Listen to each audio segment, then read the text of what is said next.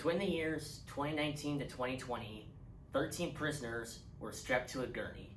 Their final words were, "I didn't do it." Instead of taking thought of their innocent pleas, the Trump administration showed no remorse and executed them.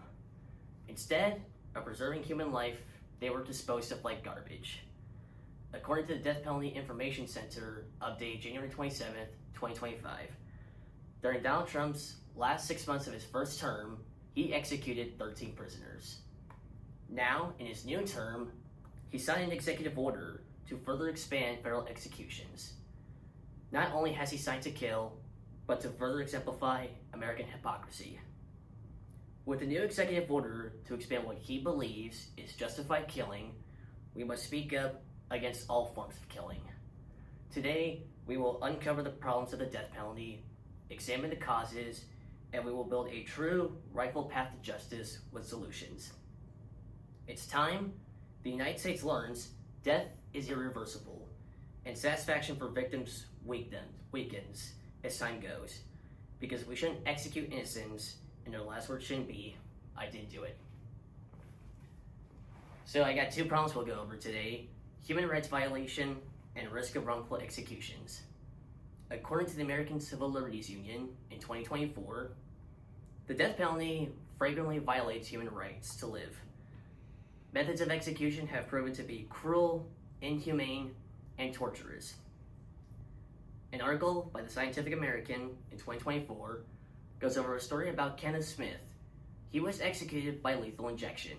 However, his lethal injection failed because they used nitrogen gas. The people that used it on him said that it would make it faster and more humane with no supporting evidence. And it took Kenneth Smith over 20 minutes to die. Not only that, nitrogen gas isn't even allowed to be used on animals, meaning Kenneth Smith became a human subject to an immoral experiment. Anesthesiologist Joel Zivit researched and found during lethal injections, lungs would be filled with fluids, meaning prisoners would struggle to breathe and made it seem like they were drowning. Victims' families may seek retribution and justice. However, death is permanent and not their feelings. As unlikely as it is, innocents have been executed on death row. Since 1973, 197 people were executed and then exonerated.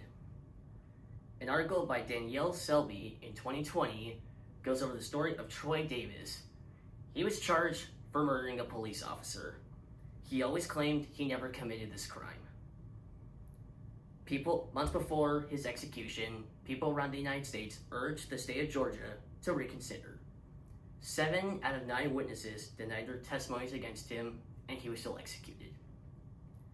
The morning he was executed, he left this final message to the world where he said, "The struggle for justice doesn't end with me. This struggle is for all the Troy Davises who came before me and for all those that'll come after me." Moving on, we'll talk about our causes. We have 2 causes that make these matters worse: disproportionate impact on minorities and the poor, and unequal access to legal representation. According to the Associated Press in 2020, blacks are overrepresented in the United States on death row. Since 1977, 295 black people were executed for killing white people. Only 21 white people were executed for killing black people. According to the National Association of Criminal Defense Lawyers in 2022, black people are 13% of the US population. They make up over 41% of the population on death row. Studies by Washington State show black people are 4 times more likely to receive the death sentence.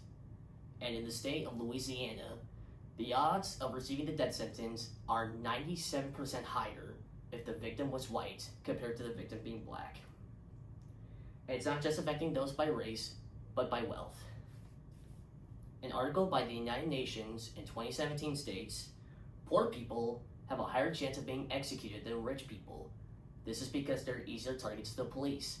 They're not able to afford lawyers or afford bail, meaning they are stuck in custody until their trial, meaning they're not able to form an effective defense.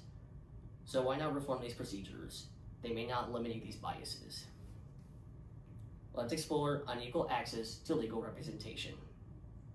An article by the Advocates for Human Rights in 2024 states, rights to legal representation should be fundamental. Legal assistance should be adequate and effective.